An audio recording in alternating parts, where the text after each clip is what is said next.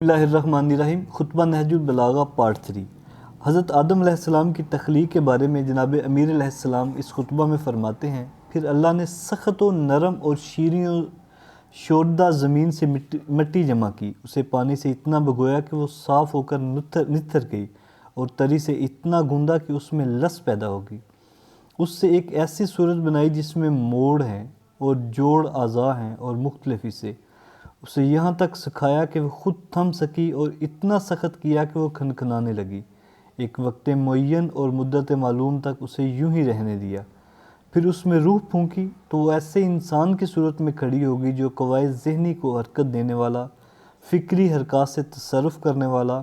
اعضاء و جوارے سے خدمت لینے والا اور ہاتھ پیروں کو چلانے والا ہے،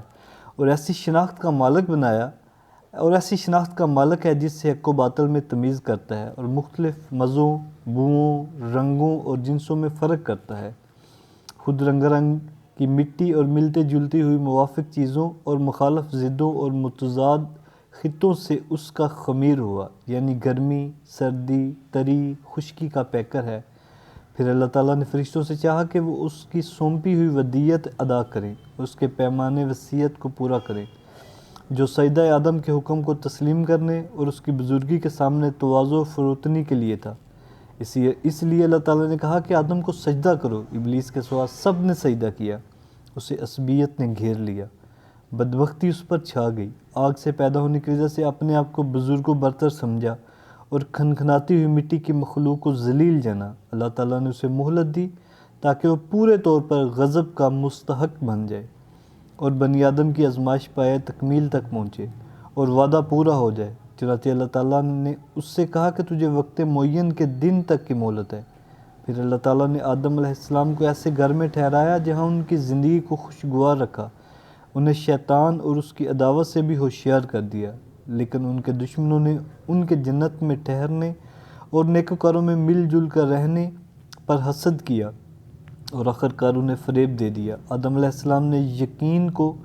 شک اور ارادے کے استحکام کو کمزوری کے ہاتھوں بیچ ڈالا، مسرت کو خوف سے بدل لیا اور فریب خوردگی کی وجہ سے ندامت اٹھائی۔ پھر اللہ تعالیٰ نے آدم علیہ السلام کے لیے توبہ کی گنجائش رکھی، انہیں رحمت کے کلمے سکھائے، جنت میں دوبارہ پہنچانے کا ان سے وعدہ کیا اور انہیں دار ابتلاء و محل افزائش نسل میں اتار دیا۔ اللہ سبحانہ و تعالیٰ نے ان کی اولاد سے انبیاء چنے، وہی پر ان سے عہد و پیمان لیا، تبلیغ رسالت کا انہیں امین بنایا، جبکہ اکثر لوگوں نے اللہ کا عہد بدل دیا، چنانچہ وہ اس کے حق سے بے خبر ہو گئے، اوروں کو اس کا شریک بنا ڈالا۔ شیاطین نے اس کی معرفت سے انہیں روح گرداں اور ان کی عبادت سے الگ کر دیا۔ اللہ تعالیٰ نے ان میں اپنے رسول مبعوث کیے اور لگاتار انبیاء بھیجے تاکہ ان سے فطرت کے عہد و پیمان پورے کرائیں،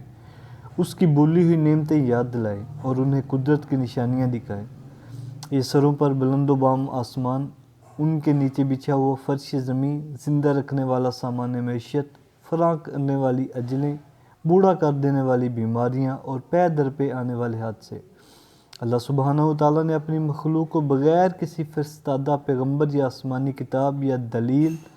قطعی یا طریق روشن کے کبھی یوں نہیں چھوڑا۔ ایسے رسولوں جنہیں تعداد کی کمی اور جھٹلانے والوں کی کثرت درماندہ و عاجز نہیں کرتی تھی،